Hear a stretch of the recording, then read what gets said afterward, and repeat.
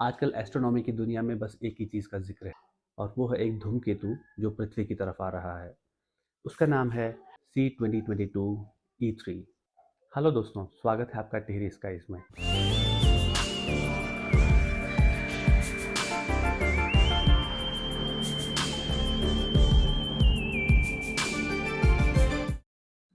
ये मेहमान पिछली बार लगभग 50,000 साल पहले हमारे सौरमंडल में आया था और अब ये 50,000 साल बाद हमें दोबारा दिखाई देगा। तो इसकी बिना कोई समय गँवाए मैं इसकी तस्वीरें लेना चाहता हूँ, क्योंकि कॉमेट्स बहुत ही अनप्रेडिक्टेबल होते हैं, बहुत ही इनका कोई गेस नहीं कर सकता है। कभी-कभी वैज्ञानिक सोचते हैं कि ये आगे चल के और ज़्यादा ब्राइट होगा और ज़्यादा तेज़ रोशनी देगा, लेकिन ऐसा हर बार होता नहीं है। तो मैं चाहूँगा कि इसकी मैं जल्दी से जल्दी तस्वीरें लूँ। हालाँकि अभी ये बहुत फेंट है, बहुत डिम है, लेकिन आगे चल के ये और ब्राइट होगा। तकरीबन 2 फरवरी 1-2 फरवरी करीब ये बहुत ज़्यादा ब्राइट होगा। उस समय भी मैं लेने की कोशिश करूँगा। लेकिन जैसे कि मैंने कहा कि कॉमेट्स बहुत ही अनप्रेडिक्टेबल होते हैं, उनका कोई भरोसा नहीं होता है कि वो वैज्ञानिकों की उम्मीद पर और जो वैज्ञानिकों ने उसके लिए गेसेस करे हैं उस पर खरा उतरता है या नहीं। तो इस साल अभी तक बारिश नहीं हुई है और हो सकता है कि जब बारिश होगी तो बादल बहुत ज़्यादा लगे हुए होंगे। और क्योंकि ये उत्तर की तरफ है, उत्तर की तरफ में हमारे यहाँ पे एक पहाड़ है बहुत बड़ा, तो वहाँ पर बादल बहुत ज़्यादा एक्यूमुलेट होते हैं, क्योंकि उत्तर की तरफ हमारे पास हिमालय है, आगे से पहाड़ हैं, तो बहुत ज़्यादा बादल एक्यूमुलेट हो जाते हैं, तो हो सकता है वो ना दिखाई दे। पहले मुझे लग रहा था कि शायद ये मुझे बिल्कुल नहीं दिखाई देगा टिहरी की जिस लोकेशन पे मैं हूँ वहाँ से, क्योंकि मुझे लगा था कि ये नॉर्थ वेस्ट में हमें दिखाई देगा, लेकिन जब आज मैंने रिसर्च किया तो मैंने पाया कि ये मुझे नॉर्थ ईस्ट में लगभग नॉर्थ ईस्ट से नॉर्थ वेस्ट की तरफ पोलैरिस को कवर करता हुआ जाएगा। तो मैं बिना कोई समय गुजारे आज कोशिश करूँगा कि मैं इसकी तस्वीरें ले सकूँ। ये धूमकेतु रात को 2 बजे के बाद मुझे दिखाई देगा। अच्छी बात ये है कि मैं यहाँ पहाड़ों में हूँ, तो हॉराइज़न में बहुत ज़्यादा पॉल्यूशन नहीं होता है, लाइट पॉल्यूशन नहीं होता है, और जो टिहरी के सामने का जो हॉराइज़न है, वहाँ पर पेड़ी का पहाड़ है, हेड का पहाड़ है, और वहाँ पर उस तरफ को पॉल्यूशन नहीं है, तो वहीं से वो कॉमेट राइज़ होगा। तो मैं सोचूँगा कि मैं कोशिश करूँगा कि मैं जल्दी से जल्दी इसको कैप्चर करने की कोशिश करूँगा। बस डर इस बात का है कि कहीं वहाँ पर बादल ना हों।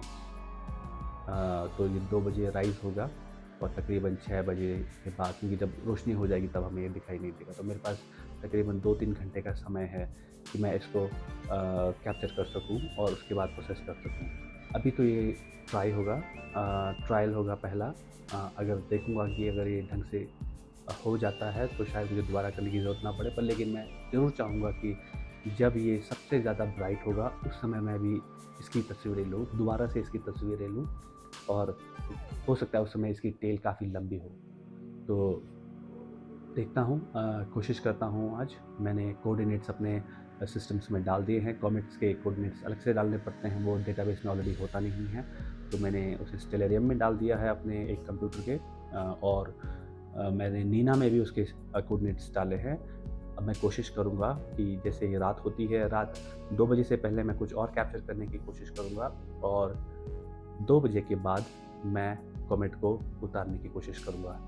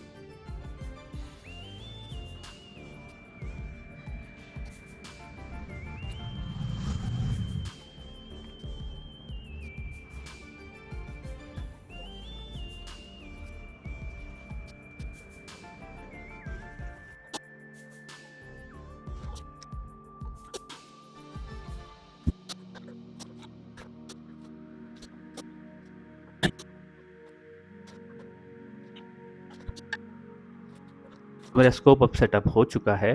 मुझे तकरीबन 1 घंटे का समय तो लग ही गया ये सब करने में। अभी कॉमेट को आने में समय लगेगा क्योंकि वो सुबह 2 बजे के करीब आएगा और अभी तकरीबन 9 बज रहे हैं। तो मैं चाहूँगा कि उससे पहले मैं किसी और ऑब्जेक्ट की तरफ जाऊँ और उसकी तस्वीरें लूँ। तो मैंने सोचा है कि आज मैं तस्वीरें लूँगा थोर्स हेलमेट नाम के एक नेबुला की।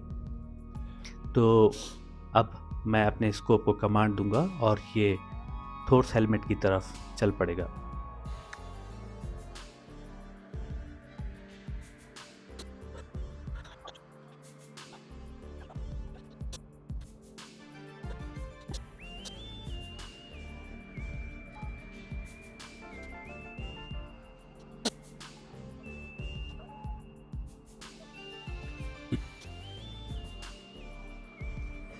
अभी थॉर्स हेलमेट जो नेबुला है उसकी एक्विजिशन चालू है।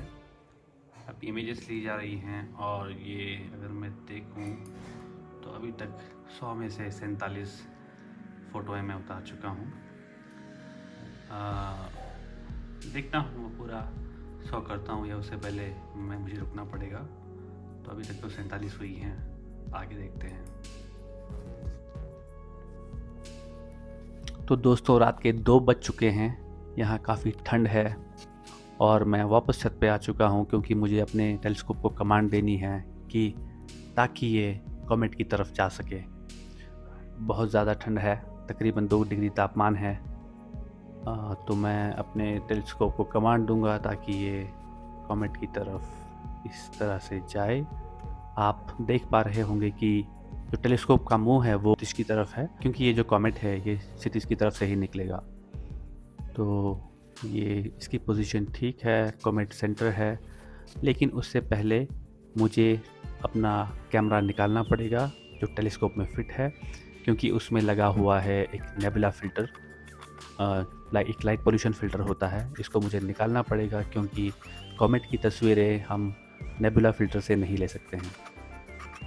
इस फ़िल्टर को निकाल लूँगा और वापस से अपना इमेजिंग ट्रेन इसमें लगा के वापस से टेलीस्कोप में लगा दूँगा। इसके बाद मैं इसे एक बार और सेंटर करने की कोशिश करूँगा और जब ये फिर से सेंटर हो जाए तो ये तस्वीरें लेनी शुरू कर देगा।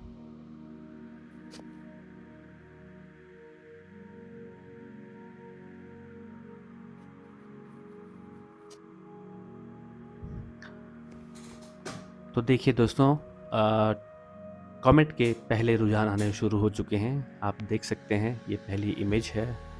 मैं आपको दिखाना चाहूँगा कि ये जो धूमकेतु है, ये कॉमेट है, ये कितना तेज़ चलता है और इसको ट्रैक करना इतना मुश्किल क्यों होता है। आप इस कॉमेट के आसपास के तारों पर नज़र डालिए और इस कॉमेट की गति पर नज़र डालिए। आप देख पाएंगे कि जब मैं इन तस्वीरों को क्लिक कर रहा हूँ तो ये कितनी तेज़ी से आगे बढ़ता जा रहा है। तो इसीलिए कॉमेट की फ़ोटोग्राफ़ी इतनी मुश्किल होती है क्योंकि आप स्टैक किस चीज़ को करेंगे, कॉमेट को स्टैक करेंगे या फिर आप स्टार्स को स्टैक करेंगे। तो इस वजह से जब आप फाइनल इमेज आती है उसमें काफ़ी सारे आर्टिफैक्ट आ जाते हैं। तो दोस्तों मैंने काफ़ी सारी तस्वीरें ले ली हैं। इस कॉमेट की तकरीबन 30 तस्वीरें मैंने ली है 30 सेकंड की, और अब मैं सुबह होते ही इसको स्टैक करूँगा। अभी तो काफ़ी रात हो गई है तो अब सोने का टाइम है। तो दोस्तों बहुत ही सुहानी सुबह है और अब मैं अपने कॉमेट की जो तस्वीरें हैं और जो मैंने थोर्स हेलमेट की जो मैंने तस्वीरें ली थी और साथ में जो मैंने एक गैलेक्सी की भी तस्वीरें जाते जाते मैंने ले ली थी वो मैं आपको दिखाता चलूँगा। तो दोस्तों ये है थोर्स हेलमेट जिसकी तस्वीरें मैंने रात को निकाली थी। ये तकरीबन 1.5 घंटे का डेटा है। इसमें सबसे खूबसूरत चीज़ मुझे इसके रंग लगे जो कि हरा, नीला और लाल है, और साथ में कुछ तारे जो कि लाल रंग के हैं और कुछ नीले हैं, बहुत ही सुंदर लगते हैं।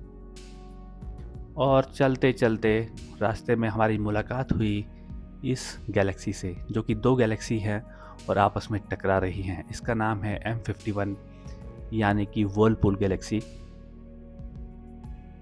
और अंत में दोस्तों आपको छोड़े जा रहा हूँ मैं इस तस्वीर के साथ, उस मेहमान की तस्वीरें जो आया है हमारे सौरमंडल में 50,000 साल के बाद और फिर पता नहीं हमें दिखाई दे या ना दे।